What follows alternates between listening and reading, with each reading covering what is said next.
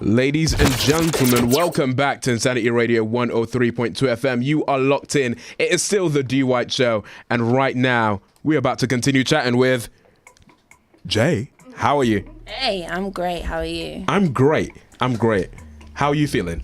Do you know what? I'm good. I'm just, the weekend took it out of me, to be honest with you. Oh my gosh, that type of weekend. Yeah, that type of weekend. Really got feeling the Monday blues right now. Yes. Yes. Oh my gosh, but we are very happy to have you. So yes, you're bringing the sunshine to me. Oh, that's very great. We are very happy to hear that, actually. So we're talking about, so for people who don't know who Jay is, could you tell us, who is Jay? Jay is a young dreamer from Southeast London. Yeah.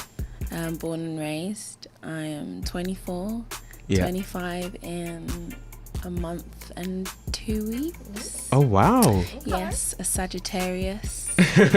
And that's December, right? Yes, December, yes. Oh, December the baby. 19th. December baby. Yeah, I'm broadcasting my birthday out there for anyone who loves me and wants to buy me gifts. Yeah, so December the 19th. Yeah, I'm a poet, a singer, songwriter, overall performer, I guess. Wow. Yeah. Wow. So we've literally got almost like a trifecta. A trifecta of Jay. I like to think so. I like to think so. Yeah. I like to think there's layers to Jay. All right. So how did you get started? Which one kind of came first then? Or did they all come at the same time? Was it like, I'm a poet first and then I became a singer, then I kind of just learned how to perform on the way there? It kind of all, it was just a mix of things really, because when I was about 3, my mum and dad put me into performing arts school, different performing arts schools following there. Yeah. And I just honed kind of this love for music and performing and stuff. Yeah. But when I was 10, I started falling in love with poetry. Yeah. Because poetry is a very separate sort of dimension to music and, you know, what people deem as music, because I think there are some people who write music that also are able to write poetry in the forms of their music. Yeah. So I was that kid in secondary school that really actually loved her anthology book and kept it, you know, after GCSE. And from there I just started, you know, writing. But what are you really going to write about when you're that age? I mean, rainbows and sunshine and walking down the rainbows, street. Literally.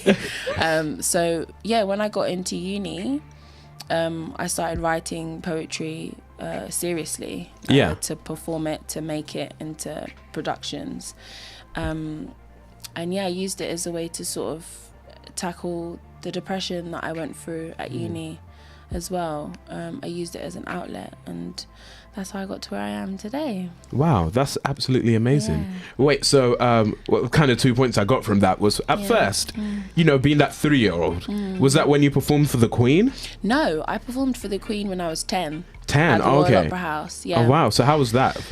To be honest with you, it's like, now I'm older, I know the extremity of performing for the Queen. Yeah. But when you're younger, it's in the kind moment of like, you're just like, in the this moment, old woman. no, do you know why though? Because when I was in performing arts school, I just used to go for all of these different auditions. Yeah. So if I just got one, it was just, I got one. Do you know what I mean? That was great and everything. The excitement was just in the fact that I was able to perform. Yeah. And actually be chosen to be part of the opera.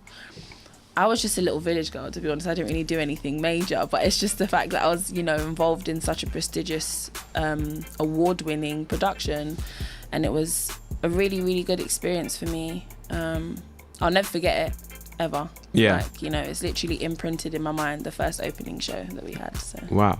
I think it kind of like low-key, high-key set the tone for what you was heading. I mean, I love that. You know I love that. I do. It's like a foundation for where Jay is really going. I like to add. Yeah, I love that. I like to think that. Yeah. Yeah. Carol, you were asking questions about her inspirations and how much you... Listen, I was listening. I was reading your bio, looking you up, and she has inspiration from a mad range of artists. Do you know, like, tell our listeners, like, where you draw your inspiration, just so they see? Quickly before I do, shout out to my mum, because it's her that really has. Hello, auntie. Hello. To be honest with you, my inspirations, I'm very old soul. So people like Aretha Franklin, Shaka Khan, Tina Turner, Casey and the Sunshine Come on. Band, Shalimar. I love it. You know, just real. I'm really an old soul, and I just believe that that's where the real music was created, in that era of the 70s, 80s, 90s, you know? Yeah. And then going like back to new school, my inspirations are people like Jasmine Sullivan, Erykah Badu, Melanie Fiona, you know, the real soulstresses of our time. Yeah. Sade. I could go on. I literally could go on. Okay. I could go on. I think we can kind of tell that when you guys are gonna hear her sing, like you can kind of hear from her voice. There's just like it's just like everyone walks in the room at the same time and makes this unique human being and makes this unique voice that you have. And so we're all here like, oh my gosh. So we can kind of tell from your music and the vibes, and we're going to be playing a few of her songs as well. So very, very excited to hear that. But you were speaking about, you know, going through depression. That's such, I mean, especially in our society today, that's such a almost like a prevalent topic. Yeah. So how do you find that going through that was for you? I think, to be honest with you, depression is something that is thrown around quite lightly by people. But when you are actually someone who has genuinely suffered from it, it never truly goes away. Yeah. It never truly leaves you. It's just something that you learn how to overcome and deal with. And sometimes you do relapse. Sometimes you know, I don't like to call it relapsing, but really you go back into this depressive mode, if you like to call it that, you know, and it's hard. But when you have people who love you around you, when you have some sort of recreation, when you have something to hold on to and believe in, I think it becomes a lot easier. Wow. There's some advice right there for anyone going through it. Like being when you were at uni, and a lot of our listeners are uni students, like really going through it, especially these winter months. So it's like, what sort of outlet was there for you? I mean, you've spoken of poetry and stuff, but what other outlets did you have like at uni to kind of like get you through and kind of like? I think writing is a form of expression, and I think just not being ashamed of what you're going through and just getting it out. So if that means writing it down, you know, creating a diary of your day by day, or speaking to somebody who you trust and can confide in, just as long as it's not being locked up inside and fester, and, you know, I mean, allowed to fester and create, you know, a deeper hole of, you know, this depressive mode and this sadness. I think that the best outlet is just to, whatever it is that you're able to do. If you like to go to the gym, if you don't even know that you like to go to the gym, try the gym. Try it out. Try, I don't know, buying plates and smashing them on walls somewhere. Just get it out, you know?